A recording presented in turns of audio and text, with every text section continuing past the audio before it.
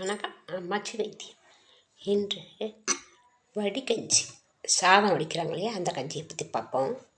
அதற்கு முன்னாடி நீங்கள் லைக் பண்ணுங்கள், ஷேர் பண்ணுங்கள், சப்ஸ்கிரைப் பண்ணுங்கள். இந்த கஞ்சி இருக்குங்க இல்லையா, இதை நம்ம சும்மா சாதா சொல்லக்கூடாது. கஞ்சி உடம்புக்கு வைட்டமின், அவ்வளோ ஹெல்த்தாக இருக்கும். வைட்டமின் சத்து, புரத சத்து அனைத்துமே அந்த கஞ்சியில் இருக்கும். இதை கஞ்சியை அந்த ஆடையை எடுத்துட்டு அதில் கொஞ்சம் தண்ணி ஊற்றி கொஞ்சம் உப்பு போட்டு ஒரு கரண்டி சாதத்தை போட்டு அதை குடித்தோம்னா அப்படியே எவ்வளோ கலப்பாக இருக்கவங்களுக்குமே அப்படியே மாறிடும். உடம்பு நல்லா ஹெல்த்தியாக இருக்கும். அதோட நம்ம மோஷன் ப்ராப்ளம் உள்ளவங்க பூராமே இந்த கஞ்சியை ஒரு 2 டம்ளர் கொஞ்சம் உப்பு போட்டு 2 டம்ளர் குடித்தாங்கனாவே சூப்பராக மோஷன் ப்ராப்ளமே வராது. அதோட நம்ம பாடி ஆகணும்னு நினச்சாங்கன்னா, ஒல்லியாக இருக்கவங்க உடம்பு தேரவில்லைன்னு சொல்கிறாங்க பாருங்க, அவங்க எல்லாமே இதை குடித்தாங்கன்னா நல்லா ஓரளவு நல்ல பாடியாக வந்துடுவாங்க. ஆனால் குண்டாக இருக்கவங்க குடிக்கக்கூடாது.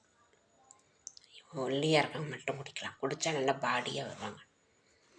அதோட இது நீர்க்கடுப்பு பிரச்சனையை, உஷ்ணம் உடம்புல என்ன உஷ்ணமாக இருந்தாலும், வயிற்று வலி, தலைவலி, வாய்ப்புண்ணு, இது எல்லாத்தையுமே இந்த கஞ்சி நிவாரணம் பண்ணுது.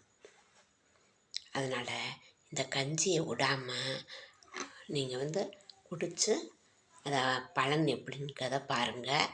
நான் சொல்கிறத காட்டிலும் நீங்களே செய்து பாருங்கள், தெரியும். அப்போ தெரியும். இது அந்த நாளில் எங்கள் தாத்தா எல்லாமே வெளியே போயிட்டு வந்தாங்கன்னாவே இந்த கஞ்சியை ஒரு 2 டம்ளர் சாதத்தை போட்டு 2 கரண்டி சாதம் போட்டு நல்லா கிண்டி கொஞ்சம் உப்பு போட்டு குடித்தாங்கன்னா சும்மா ஜம்முன்னு இருக்கும். அதுவும் சொம்பில் குடிப்பாங்க அவங்கெல்லாம். நம்மலாம் இப்போ கிளாஸ், அப்போல்லாம் சொம்பு. நான் எல்லாமே குடிச்சிருக்கேன். நல்லா இருக்கும். குடிச்சு பாருங்கள். உடம்பு நல்லா ஸ்ட்ரென்த்தியாக வச்சுக்கோங்க. வணக்கம், நன்றி.